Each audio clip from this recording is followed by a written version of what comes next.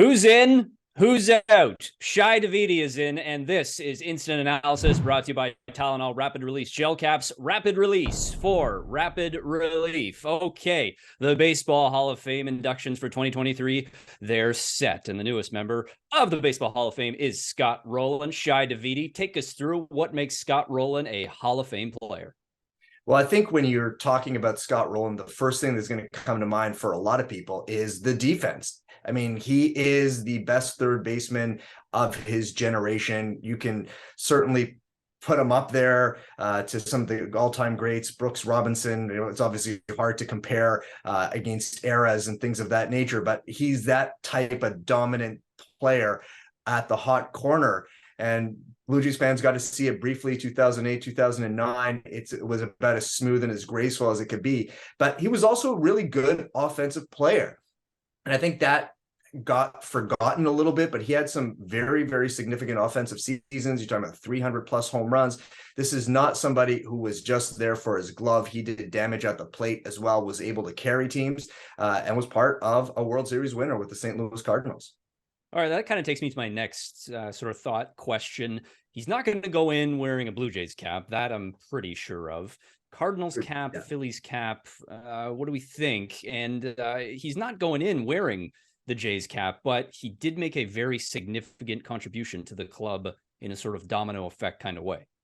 Yeah, very much so. And it's kind of funny because you think about his 2 years with the Blue Jays. '08, the Blue Jays were a good team, but not good enough in a very competitive American League East. And then 2009, where a lot of things went sideways and the franchise ended up going into a bit of a rebuild. And he wasn't a monumental impact then, but two things that his presence led to ultimately got the Blue Jays to the postseason in 15-16. 2008, he ended up on the injured list in the middle of the season, and that led the Blue Jays to scour around for a third baseman on the market, where they happened to find on waivers one Jose Bautista, and so he was acquired as a bit of a backfill for a period of time with Scott Rolen there, and ended up becoming one of the franchise's most important players. And then the following summer, he was traded to the Cincinnati Reds, and that deal was designed to acquire a pitching prospect at the time named Zach Stewart. But in order to make the money work, the Blue Jays had to take on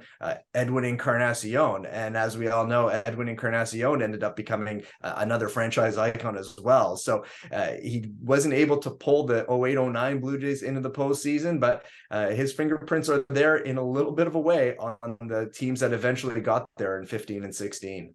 Yeah, thank you very much. Scott Rolen, says Blue Jays fans for sure. Okay, let's take a peek at maybe who didn't get in today. Anybody catch your eye as to who was left off the ballot?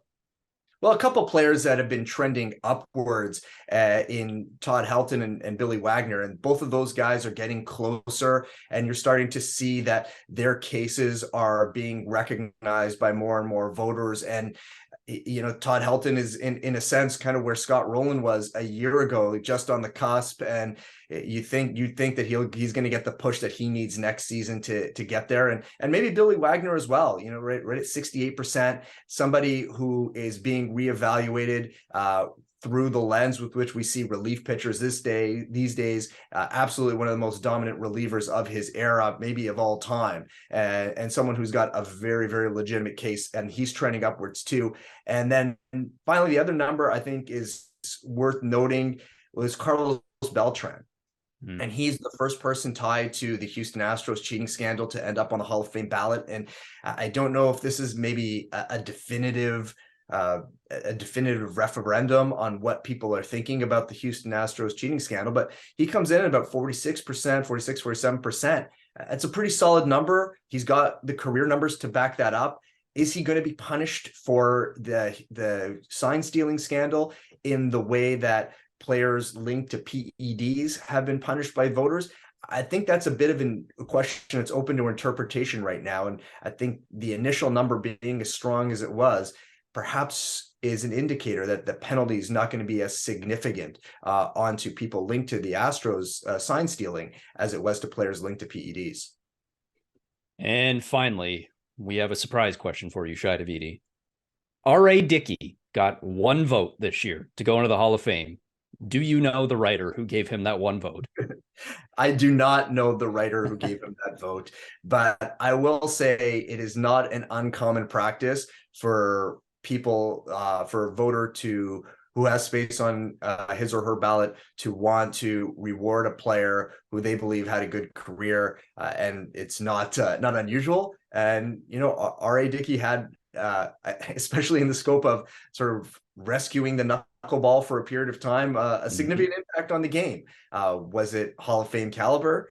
Probably not, but I think that's a little bit of hat tip from someone who wanted to recognize the contribution that R.A. Dickey had. And it was a very significant one. And obviously another player that Blue Jay fans will remember well.